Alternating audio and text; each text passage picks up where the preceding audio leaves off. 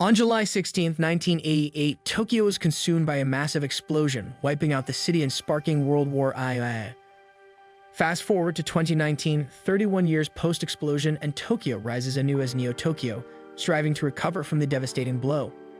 In August 2019, Shotaro Kaneda takes the reins of the Capsules, his Bosozoku gang, to combat the rival Clowns gang. Inside a dimly lit bar, Kaneda is picking out music on a jukebox when a member named Yamagata informs him about a rival gang called the Clowns in their area. They head out, and Kaneda's comrade, Tetsuo Shima, on a high-tech motorbike, is fascinated by his bike's specs. Kaneda warns him it's custom built for him, but Tetsuo thinks he can handle it. They ride off, finding the rival gang quickly. Kaneda plays a daring game of chicken, winning as the opponent falls off. Police sirens sound, and the rival gang escapes. Meanwhile, in the city, a man with a strange child named Takashi walks through traffic, attacked by police dogs. He escapes into a blocked-off area due to protests, drawing police attention. Bleeding heavily, he runs, instructing Takashi to find someone named Ryu for help. In the chaos, the child disappears. Meanwhile, the Capsules chase the rival gang into a tunnel. Someone throws a firebomb, causing Tetsuo to chase alone. One rival member takes a wrong turn, the other falls after looking back at Tetsuo. Tetsuo, unbothered, taunts the fallen guy. Suddenly, the child from earlier appears, and just as Tetsuo is about to hit him, the child's hands out, causing the bike to explode. The child is unharmed, but horrified. Kaneda and the gang arrive to help Tetsuo, and as the child walks away, beams of light reveal army helicopters surrounding them. The child is Takashi, a small esper created in a covered government lab by an underground revolutionary group. Takashi is snatched by armed soldiers, and Tetsuo ends up hospitalized. As Kaneda and his crew face interrogation, they tell the police they were visiting Kaneda's dying mother, got into a fight with a rival gang, and 8 members of the rival gang are now in the hospital. What? The police buy their story and tell them to wait outside. There, Kaneda crosses paths with Ki, a member of the revolutionary faction. Kaneda maneuvers to secure Ki's release and that of his gang. As they all walk out together, Kaneda asks the girl out for drinks. She thinks he's just a womanizer, believing he's helping her to get into her pants. Kaneda denies this, insisting he has high standards. She says she owes him one before leaving. Meanwhile, inside a medical research building, Tetsuo is placed into a strange machine. The Colonel Shikishima walks in, ushered by Dr. Onishi, who explains that he's detecting a unique psychic pattern from Tetsuo. This accelerated psychic growth is unusual, likely triggered by the psychic contact with the kid from the bike accident the day before. The Colonel inquires about the possibility of Tetsuo having powers like Akira, the young esper responsible for Tokyo's devastation 3 decades prior, and if they can control it. The doctor suggests a slow and careful analysis, assuring that they can handle it. Adding to the complexity, Kyoko, another esper, foresees the impending ruin of Neo-Tokyo. Faced with the potential threat, the Colonel emphasizes that if Tetsuo's powers go out of control, they must terminate him inside the machine. In a twist of events, Tetsuo hears the name Akira being mentioned and manages to escape from the hospital. Elsewhere, Tetsuo's love interest Kaori is doing her laundry. As she walks out the door, Tetsuo in a hospital gown appears at the end of the corridor. While eating, he tells her that being in the hospital felt like they were messing with his head, expressing a desire not to go back. He suggests they run away together somewhere far. The next day at school, Kaneda is informed that someone is stealing his bike. They rush to the window, seeing Tetsuo with Kaori on the back seat. As they drive through the clown gang's territory, Tetsuo struggles to keep the bike above 5,000 RPM, and it stalls after they stop. Kaori notices the menacing clowns behind them, and when Tetsuo checks on her, he's attacked with a pipe. They assault Kaori and pin Tetsuo to the ground. They're about to damage Kaneda's bike when the Capsules arrive, rescuing Tetsuo and Kaori from the brink. 2 of them escape, but one goes the wrong way, getting knocked off his bike by Kaneda. A short time later, Kaori awakens and sees Tetsuo beating up one of the bikers. Kaneda tells him to stop, warning that he'll kill the guy, emphasizing that this happened because Tetsuo took his bike for a joyride. Tetsuo, frustrated, tells Kaneda to stop ordering him around, expressing his annoyance that Kaneda always tries to save him. As Tetsuo starts to storm off, a brutal headache hits him, and he hears the name Akira, followed by disturbing images in his head. He shouts that he doesn't know who Akira is before falling to the ground with more horrible visions plaguing him, signaling the unpredictable nature of his newfound abilities. Seizing the moment, Dr. Onishi locates Tetsuo during this episode and orders his retrieval. They rush over, inject something into his arm, and hold Tetsuo off. Kaneda tries to run over but is knocked to the ground by one of the military guards as the army truck drives off. Later that night, an explosion nearby causes panic. people run out of the affected zone, and Kaneda notices Ki, the girl from the police station earlier, running away too. Why are you running? He runs after her, leaving his friends behind. Tracking her to the city's sewers, she's spotted by patrolling police. She fires at one of the officers and they exchange shots. Trying to make a break for it, the man has her at gunpoint, telling her to drop her gun. Another officer closes in when Kaneda charges down from above, knocking them into a struggle. The other officer aims at Kaneda but gets killed. Kaneda rushes up to her, urging to get out of there. Elsewhere, the colonel is in an unknown facility. He puts on a massive coat and goes down an elevator deep underground, reaching the bottom level with freezing temperatures. The colonel approaches a giant door, instructing one of his men to open it. The door opens, raking off ice, revealing a giant cryogenically frozen chamber with tubes connected to a metal construct. A plaque states, Akira. Kai opening doors, searching for someone named Ryu, while Kaneda tries to convince her to turn herself in for killing the man earlier. He suggests he'll go to the station with her, and after she serves her time, they can go get dinner. Wow! As they hear footsteps behind them, 3 men appear, 2 of them pulling out weapons. Surprise, motherfucker. Kei runs to a man named Ryu, and when he inquires about Kaneda, he awkwardly claims to be Kei's boyfriend, stretching the truth. They suspect him of being a spy, and he falls back through a door, getting locked inside. In another room, they discuss a new mission to sneak into the military's lab and gather data about a new test subject they've acquired. A crash from the vents reveals Kaneda, who desperately explains that the person they're talking about is his friend Tetsuo, taken by the military. After some discussion, they decide to let him join, seeing him as a potential decoy. Later, they disguise themselves as workers and enter the facility. Meanwhile, Takashi, Kyoko, and Masaru, all espers, embark on a futile mission to eliminate Tetsuo.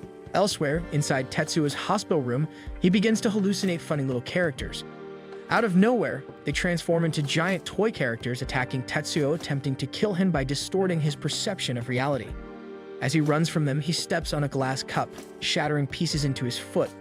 The giant toys recoil in fear, disintegrating and revealing the ones controlling them. Tetsuo realizes he has some sort of power, breaking out of his room. Outside, guards and a doctor find him, attempting to get him into another room. Fueled by a desire for revenge and uncertain about reality, Tetsuo has different plans. Meanwhile, the group is navigating the sewers in the facility. As they walk through the less than pleasant water, a small aerial patrol vehicle spots them, leading to a violent shootout. One of their members is injured.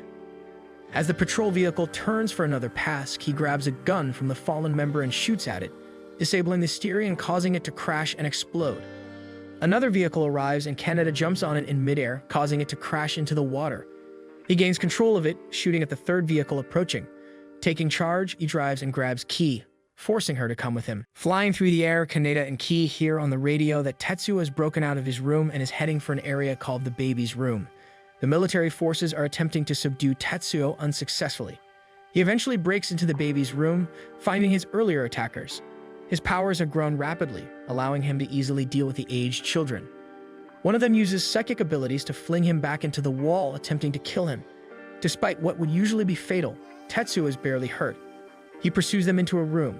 Meanwhile, Kaneda receives instructions from Ki, who has been telepathically controlled by one of the female children.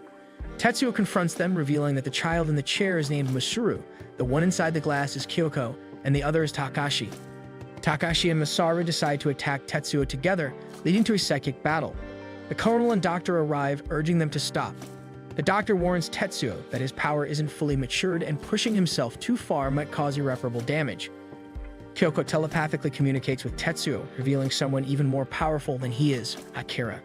Tetsuo realizes Akira is the one invading his head and giving him visions. Demanding to know Akira's whereabouts, Tetsuo attacks, causing the building to collapse. The children attempt to escape, but Tetsuo's growing power causes the entire building to crumble, knocking them to the ground. Pleased with himself, Tetsuo makes his way down to them, destroying the floor they're lying on. As Tetsuo destroys the floor, Kaneda enters the room on his aerial vehicle. He crashes into the appending floor, causing him and Ki to fall off, and the vehicle crashes into a wall, exploding. Surprised to see Kaneda, Tetsuo asks why he's here. Kaneda, in good spirits, asks if Tetsuo is okay and explains he's here to rescue him. He urges them to move before the soldiers arrive. When the soldiers show up, Tetsuo uses his powers to destroy the ground beneath them, even knocking Kaneda aside. Laughing, Tetsuo asserts that he forgot Kaneda was even there, stating he won't need him for rescues anymore. He's in charge of heroics now. Unhappy with being talked down to, Kaneda gets up and challenges Tetsuo. When Tetsuo asks what Kaneda thinks he can do, he breaks apart the ground, sending it flying upwards towards the ceiling. Enjoying his newfound powers, Tetsuo is interrupted by Kyoko, who tells him to stop hurting people. Tetsuo demands to know where Akira is, but she refuses to tell him. When he reads her mind, he discovers that Akira lies in cryonic slumber beneath Neo Tokyo's newly erected Olympic Stadium. With a red outline enveloping him, Tetsuo blasts out of the building, realizing he can now fly due to his growing powers. Outside, the doctor marvels at Tetsuo's incredible power development in a short time. Later, Tetsuo enters the dingy bar from the start. He sits down and the barkeeper asks about the accident, mentioning that his friends have been worried. Ignoring the question, Tetsuo asks the barkeeper for a drug known as a capsule, connecting it to the biker gang's name. After the barkeeper explains that he can get capsules, but they're pricey due to terrorist attacks and police blockades, we cut outside to Yamagata and Keisuke walking into the bar. They discuss not knowing where Kaneda and Tetsuo have gone, and with strict police checkpoints, they feel the team is finished. Entering the bar, they find it trash, and Keisuke discovers the dead barkeeper behind the bar. Freaked out, they hear laughter from above, looking up to see Tetsuo. He asks if they want to pop some pills, but Yamagata demands an explanation for the chaos and the dead owner. Tetsuo cryptically mentions that a fish out of water dies, not providing much clarity. He tells them their only use now is showing him where Kaneda's bike is. Refusing, Yamagata tries to confront Tetsuo, but Tetsuo knocks him down before jumping down on top of him. Meanwhile, Kaneda and Ki find themselves inside a jail cell. Kaneda asks Ki about the deal with Akira and why everyone is after him. She explains that Akira is absolute energy, a confusing concept. She elaborates that the energy for consciousness and knowledge that all living things share must come from somewhere. Drawing parallels, she describes the progression from amoeba to humans and suggests that if something went wrong in that progression line, an amoeba, given the higher power of a human, would still have the basic mind of a microbe, wanting to consume everything. She likens this to Tetsuo and Akira gaining powers to a level humans were never meant to have. Detained and facing an uncertain fate, he and Kaneda receive an unexpected lifeline when suddenly the doors to their cell unlock and Kaneda and Ki cautiously make their way out. From above, we hear the three children discussing their only option now, using K. Meanwhile, with the city teetering on the brink, the colonel, driven by desperation, imposes martial law on Neo Tokyo in a frantic bid to locate and contain Tetsuo. The situation escalates when Tetsuo, now on a destructive path, confronts and fatally eliminates Yamagata, a capsule gang member. As he marches towards the stadium, Tetsuo leaves a wake of devastation, effortlessly dispatching military forces attempting to thwart his advance. News of Yamagata's demise reaches Kaneda through his friend Kai, fueling a personal vendetta. Keisuke explains that Yamagata was killed by Tetsuo, who seemed like a completely different person afterward. He brings Yamagata's bike to Kaneda, asking what he's going to do. Kaneda decides to send Yamagata his wheels, driving the bike at high speed into a wall, jumping off before impact, letting it explode. As he walks away, he hears Ki scream and rushes over to her. He sees Takashi approaching Ki, revealing that he was the one they saw on the night of Tetsuo's accident. Inspired by Jesus, Ki begins walking on water toward Takashi as they walk away together, vanishing. Kaneda hears Kyoko's voice, telling him that Akira's power exists dormant within everyone, and when it awakens, it's crucial to wisely choose how to use it. She mentions that Tetsuo has made his choice, and they are partly to blame for his actions. They took Ki, hoping she could help in some way.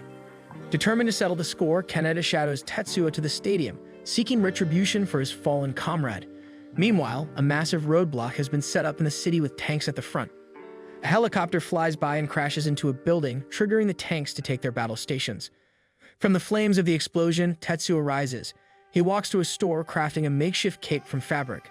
The soldiers in a tank receive orders to attack Tetsuo, hesitating due to his young age but reluctantly complying. They fire, but the tank shell inexplicably slows to a stop in front of Tetsuo before exploding, shocking the soldiers. Attempting to fire again, they find the button unresponsive. Tetsuo then uses his powers to crush the tank, causing it to explode. He continues his rampage through Neo Tokyo, demolishing every military checkpoint in his way. His destructive path leads him to the Olympic Stadium where Akira is kept.